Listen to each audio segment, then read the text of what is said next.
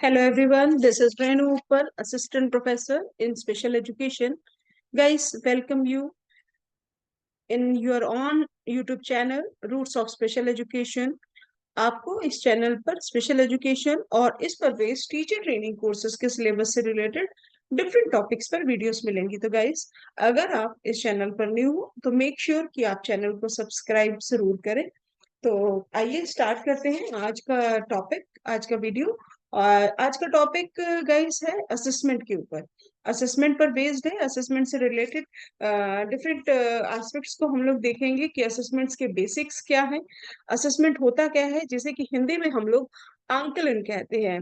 Guys, start करने से पहले मैं बता दूंगी असिस्टेंट असेसमेंट जो है वो एक ऐसा ऐसी एक प्रोसेस है, ऑनगोइंग प्रोसेस है, जिसे हम लोग किसी भी एजुकेशन सिस्टम का जो है हार्ट एंड सोल जो है वो या बेसिक जो है वो मान सकते हैं।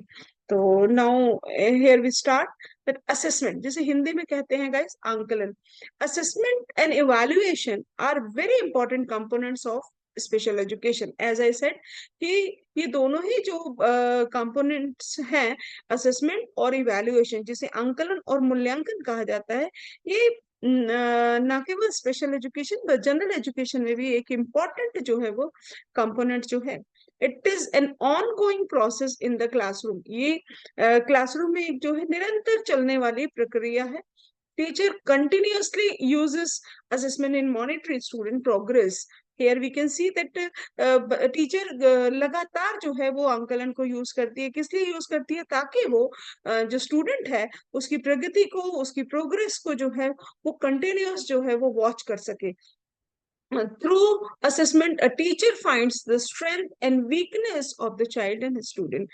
अब assessment हमें करने की क्यों जरूरत है? Why we do assessment? Why a teacher do continuously assessment of a student? Because assessment से हमें बच्चे की strength और weakness का पता चलता है कि क्या बच्चे को actual में आता है और क्या नहीं आता है, जिसे हम लोग जनरली कहते हैं does and does not. Generally assessment हमें बेसिकली दो ही चीजें देता है। आप चाहे कोई असेसमेंट, कोई भी असेसमेंट टूल लगाइए, किसी भी बच्चे का आप जब अंकलन करते हैं तो आपको एंड में दो ही चीजें मिलती है। एक तो बच्चे की स्ट्रेंथ, यानी कि बच्चा क्या क्या कर सकता है, व्हाट ही और शी कैन डू, एंड एक बच्चे की वीकनेस, कि बच्चा क्या नहीं कर सकता है। और ये जो वीकनेस होती है, जो बच्चा नहीं कर सकता है, यही आपको आगे गोल डिटरमाइन करने में या प्रोग्राम प्लान करने में जो है वो मदद करती है। Next, teacher need assessment tool for proper assessment. अब टीचर ये असेसमेंट करता कैसे है? इस असेसमेंट को करने के लिए, आंकलन को करने के लिए टीचर को प्रॉपर असेसमेंट टूल चाहिए होते हैं। और ये असेसमेंट टूल जब टीचर यूज करता है तो teacher should be train in this tool. Teacher को इस टूल्स के बारे में पूरी जानकारी होनी चाहिए कि इसकी स्कोरिंग कैसे कर सकते हैं, इसमें कितने डोमेन्स हैं, इस असेसमेंट का पर्पस क्या है। Next is the selection of assessment tool. अब बहुत सारे असेसमेंट टूल्स हमारे पास है, तो हमें किस असेसमेंट टूल को जो है इस समय बच्चे पर यूज करने की आवश्यकता है, जो बच्चे के असेसमेंट के लिए मोस्ट अप्रोप्रिएट है।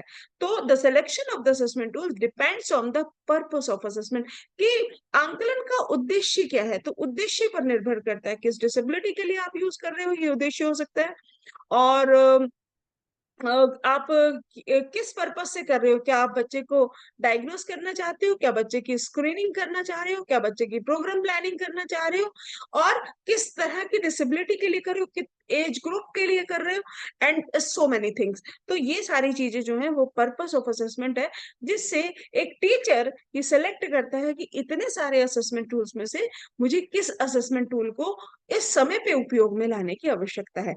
तो गाइस, ये स्टार्टिंग में मैंने आपको असेसमेंट्स के कुछ बेसिक्स बताने का प्रयास किया है कि जिनके लिए हम लोग असेसमेंट जो है वो यूज करते हैं, और असेसमेंट यूज करने के लिए आपको किस चीज की आवश्यकता जो है वो होती है।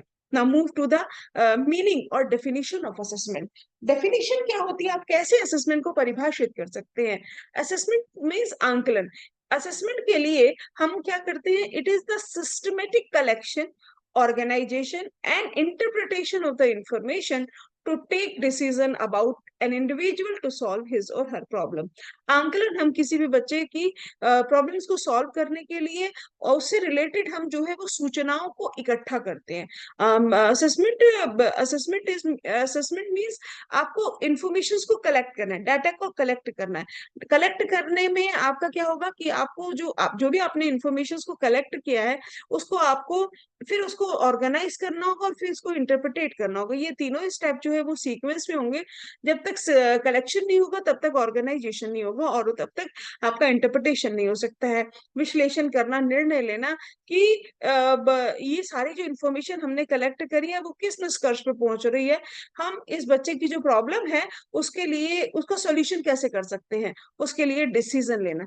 तो you can say that assessment means to know the current level of the person. बच्चे का वर्तमान स्तर है क्या, where we have to start, हमें स्टार्ट कहाँ से करना है। ठीक है, वर्तमान स्तर आप कह सकते हो कि असेसमेंट मीन्स वर्तमान स्तर या करंट लेवल जानना। In simple words we can say that assessment is a process, एक ऐसी प्रक्रिया है assessment in which behaviour is observe, progress is evaluated and programme is plan. ठीक है, बच्चे का बिहेवियर को टीचर ऑब्जर्व करता है और जो उसकी प्रोग्रेस है उसको मॉनिटर करता है, इवैल्यूएट करता है, मूल्यांकन करता है कि प्रगति किस प्रकार से हो रही है और उसका जो प्रोग्राम प्लान होता है। ठीक है, तो ये सारी चीजें जो है हम वो असेसमेंट में करते हैं। Now move to the assessment किस प्रकार की प्रोसेस है। प्रीवियस स्लाइड में हमने डिस्कस करा कि असेसमेंट इज अ प्रोसेस। तो which type of process, it is a cyclical process guide. जब हम किसी भी शब्द के साथ में साइक्लिकल ये चक्रीय प्रक्रिया लगा देते हैं तो एक चक्र की भांति होती है। साइक्लिकल, साइक्लिकल मीन्स कि जो एक स्टेप है वो मूव होकर के दोबारा से आएगा। कंटिन्यूअस प्रोसेस है, लगातार जो है वो चल रही है, एक साइकिल के माफिक जो है वो चल रही है। तो जिसमें हम लोग सबसे पहले जो असेसमेंट है उसमें हम लोग बच्चे की स्ट्रेंथ और वीकनेस को जानते हैं, करंट लेवल को जानते हैं, देन उसी पर हम लोग जो है बच्चे का प्रोग्राम प्लान करते हैं, फिर उस प्रोग्राम को इम्प्लीमेंट करते हैं, लागू करते हैं कि हमें बच्चे को क्या सिखाना है, कितने समय में सिखाना है, कितने सेशंस में सिखाना है, एंड देन हम उसका जो है वो मूल्यांकन करते हैं कि जो गोल हमने डिसाइड किए थे, जो स्टैंडर्ड हमने बच्चे के लिए सेट किया था, क्या वो अचीव हुआ है या नहीं हुआ है, और उससे जो हमें फीडबैक मिलेगा। ठीक है, बच्चे की प्रोग्रेस कैसी हुई है, क्या बच्चे की प्रोग्रेस पहले से ज्यादा हुई है या वहीं पर है या उससे भी कम हो गई है। तो इस फीडबैक के बेसिस पे हम फिर से की बच्चे का आंकलन करेंगे एंड देन फिर प्रोग्राम प्लानिंग होगी, फिर इम्प्लीमेंटेशन होगा, फिर इवैल्यूएशन और फीडबैक मिलेगा। तो it is a cyclical process, ये एक चक्रीय प्रक्रिया है। आई होप क्लियर होगा गाइस आप सबको कि आंकलन होता क्या और किस प्रकार से ये चक्रीय प्रक्रिया, इसके जो चरण है वो जो है वो कंटिन्यूशन में जो है वो चलते रहते हैं, लगातार चलते रहते हैं। Now what are the need and objectives of assessment. Assessment के नीड क्या है, क्यों करने की जरूरत है, why do we assessment, why a teacher do assessment, continuous even assessment. तो असेसमेंट जो है जनरली हम जो करते हैं वो इनिशियल स्क्रीनिंग एंड आइडेंटिफिकेशन के लिए करते हैं। शुरुआती जो है बच्चे की हम लोग छटाई कर पाए, हम स्क्रीन आउट कर पाए हैं बच्चे को और फिर हम उसका आइडेंटिफिकेशन कर पाए, पहचान कर पाए उसके जो जो भी हमने लक्षण हमें मिले हैं किसी भी डिसेबिलिटी के, किसी भी प्रॉब्लम्स के, उसके बेसिस पे हम बच्चे की पहचान कर पाए। दूसरा जो उद्देश्य या ऑब्जेक्टिव है वो है determination of current performance level and educational needs. As we discuss की assessment is nothing, we can in short we can say assessment is equal to current level of the performance level, current performance level और current level of the person. तो हम assessment के माध्यम से बच्चे का current performance level जानते हैं ताकि हमें उसकी शैक्षणिक आवश्यकताएं जो है वो पता चल जाती कि बच्चे की एजुकेशनल नीड वास्तव में है क्या, और इन्हीं एजुकेशनल नीड्स के आधार पर और बच्चे का जो करंट परफॉर्मेंस लेवल होता है वो हमें मदद करता है बच्चे को क्लासिफाई करने में एंड प्रोग्राम प्लेसमेंट करने में। बच्चे को किस क्लास में डालने की आवश्यकता है, बच्चे को किस ग्रुप में प्लेस करेंगे, ये भी असेसमेंट ही हमें निर्धारित करके देगा, ये भी असेसमेंट ही हमें हेल्प करेगा। बच्चे की मेंटल एज और क्रोनोलॉजिकल एज जो है वो दोनों ही जो है हमें ये चीज डिसाइड करने में मदद करेंगी। Next move to the determination of teaching strategies and teaching learning material for teaching. बच्चे को जो हम शिक्षण देंगे उसके लिए जो भी टीचिंग स्ट्रैटेजी, शिक्षण की रणनीतियां, शिक्षण के लिए कौन कौन सी सामग्री होंगी, ये सब भी बच्चे का जो करंट लेवल है उसी पर ही आधारित होगा। उसके बिना हम ये दोनों चीजें भी जो है वो डिसाइड नहीं कर पाएंगे। Now development of IEP, this is the most important, कि पूरा का पूरा जो आईईपी होता है, जो बच्चे का प्रोग्राम प्लान होता है, जो बच्चे का एजुकेशनल प्रोग्राम होता है, उसके goals, objective, evaluation, everything is depend on the assessment, everything is depend on the current performance level of the person, which we get from this assessment process. Okay, now move to the evaluation of the effectiveness of the IEP. What is this? मूल्यांकन। हम assessment के द्वारा ही ये जान पाएंगे कि बच्चे का जो हमने आईईपी तैयार किया था, जो हमने शैक्षणिक कार्यक्रम तैयार किया था, वेदर वो इफेक्टिव रहा या नहीं रहा। तो ये हम इवैल्यूएशन किस तरह से मदद करेगा, हमें इवैल्यूएशन में असेसमेंट कैसे मदद करता है, क्योंकि जब हमारे पास एक परफॉर्मेंस लेवल होगा, आएगा गाइस, तो हमारे पास स्केल होगा जिसको हम फिर जब मूल्यांकन करते हैं एंड में जाके इम्प्लीमेंटेशन के बाद, तो हम एक कंपैरिजन कर पाएंगे कि बच्चा कहाँ था और आज बच्चे का जो परफॉर्मेंस लेवल है वो क्या है, दोनों में डिफरेंस कितना है, कितना बच्चे का जो है परफॉर्मेंस लेवल जो है वो अप हुआ है। ठीक है, तो ये चीज जो है, और हमने जो प्रोग्राम बनाया था क्या वेदर वो इफेक्टिव था भी कि नहीं था। ओके, तो ये भी चीज जो है हमें असेसमेंट से ही पता चलती है। तो ये कुछ ऑब्जेक्टिव्स थे असेसमेंट के, या हम कह सकते हैं कि असेसमेंट करने की आवश्यकता हमें क्यों है। Now move to the next topic, the different modes of collecting data। हमें अब क्योंकि पूरा का पूरा जैसा हमने डिस्कस करा कि असेसमेंट पूरा का पूरा बेस्ड ही है कि हमें इसमें सूचनाओं को इकट्ठा करना है। तो इन सूचनाओं को इकट्ठा करने के माध्यम कौन कौन से हैं, किस आधार पर हम इन सूचनाओं को इकट्ठा करते हैं। तो number one is the directly testing the child. बच्चे को डायरेक्टली टेस्ट करके, ठीक है, डायरेक्टली टेस्ट दे करके बच्चे को चाहे आप नंबर्स लिखने के लिए दे रहे हैं, बच्चे को चाहे कोई भी डिक्टेशन दे रहे हैं, या फिर आप डिफरेंट टाइप के साइकोलॉजिकल टेस्ट लगा रहे हैं, डायरेक्टली बच्चे का टेस्टिंग करके और हम पता लगाते हैं कि इस पर्टिकुलर एरिया में बच्चे का वर्तमान स्तर क्या है। Now second method is the observation, अवलोकन करना।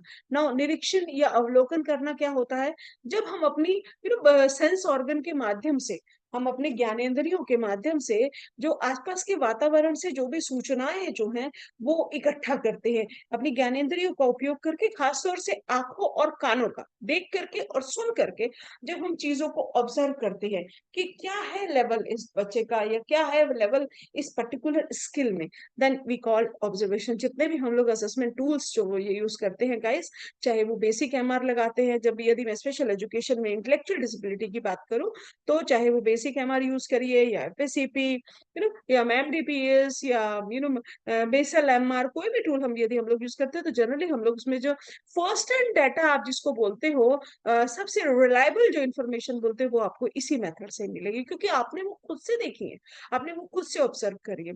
Now move to the next method, that is interviewing. Interview करना यानी साक्षात्कार करना, 1 to 1 की सिचुएशन में एक इंटरव्यू देने वाला है और एक इंटरव्यू लेने वाला है। इंटरव्यू व्यूअर और इंटरव्यू, ये इन दोनों के बीच में एक पर्टिकुलर ऑब्जेक्टिव को लेकर, पर्टिकुलर उद्देश्य को लेकर के जो है क्वेश्चन आंसर मेथड के माध्यम से जो है सूचनाओं को इकट्ठा किया जाता है। जनरली गाइस जो हम लोग केस हिस्ट्री जो हम लोग यूज करते हैं, केस हिस्ट्री जो हम लोग में डाटा जो है कलेक्ट करते हैं, वो इंटरव्यू का ही माध्यम जो है उसमें उपयोग में लाया जाता है। हम पेरेंट्स से 1 to 1 सिचुएशन में जो है एक ऑब्जेक्टिव होता है कि बच्चे के बारे में डीप में उसकी केस स्टडी करनी है और इंफॉर्मेशन को जो है वो इकट्ठा करना है। तो उसमें हम लोग जो है किस माध्यम मेथड का यूज करें, साक्षात्कार विधि का यूज करते हैं। और कुछ प्रीवियस डॉक्यूमेंट्स होते हैं जो पेरेंट्स के पास होते हैं, चाहे वो बच्चे की मेडिकल हिस्ट्री से रिलेटेड हो, चाहे वो बच्चे की स्कूल हिस्ट्री से रिलेटेड डॉक्यूमेंट हो, चाहे बच्चे के इम्यूनाइजेशन से रिलेटेड हो, चाहे बच्चे की प्ले हिस्ट्री हो, या कोई और तरह का डॉक्यूमेंट हो। इन डॉक्यूमेंट को भी हम मद्देनजर रखते हुए बच्चे से रिलेटेड जो है वो इंफॉर्मेशन को कलेक्ट करते हैं। तो गाइस ये कुछ डिफरेंट मोड्स हैं जिसके द्वारा हम सूचनाओं को इकट्ठा करते हैं। क्यों ये बहुत इंपॉर्टेंट है, बिकॉज पूरे असेसमेंट का जैसा कि हमने देखा हार्ट एंड सोल है कि सूचनाओं को इकट्ठा करना, उन्हीं सूचनाओं को हम ऑर्गेनाइज करेंगे, उन्हीं सूचनाओं को हम इंटरप्रेटेट करेंगे ताकि हम कंक्लूड कर पाए कि बच्चे का वर्तमान स्तर क्या है। गाइस, आज का टॉपिक जो है वो असेसमेंट पर था, जिसमें हम लोगों ने असेसमेंट क्या होता है, असेसमेंट की एजुकेशन और स्पेशल एजुकेशन में नीड क्या है, why we do assessment, why a teacher do assessment, and कौन कौन से हम असेसमेंट में डाटा कलेक्ट करते समय कौन कौन से मोड्स को हम लोग जो है वो ध्यान में रखते हैं या जनरली हम लोग यूज करते हैं। तो thank you so much guys, thanks you for watching, thank you for listening this topic. अगर आपके लिए ये टॉपिक हेल्पफुल रहा हो, आपको आपके कंटेंट को तैयार करने में, आपके एग्जाम में, या फिर आपको इस कंसेप्ट को समझने में आपको थोड़ी सी भी हेल्प मिली हो गाइस, तो प्लीज आपसे गुजारिश है कि आप चैनल को लाइक, शेयर और सब्सक्राइब जरूर करें गाइस, ठीक है, और अपने फ्रेंड्स के साथ भी शेयर करें, क्योंकि बेल आइकॉन जरूर प्रेस करें ताकि आपको आने वाले सभी वीडियोस की नोटिफिकेशंस जो है वो मिले। Thank you so much guys, thank you.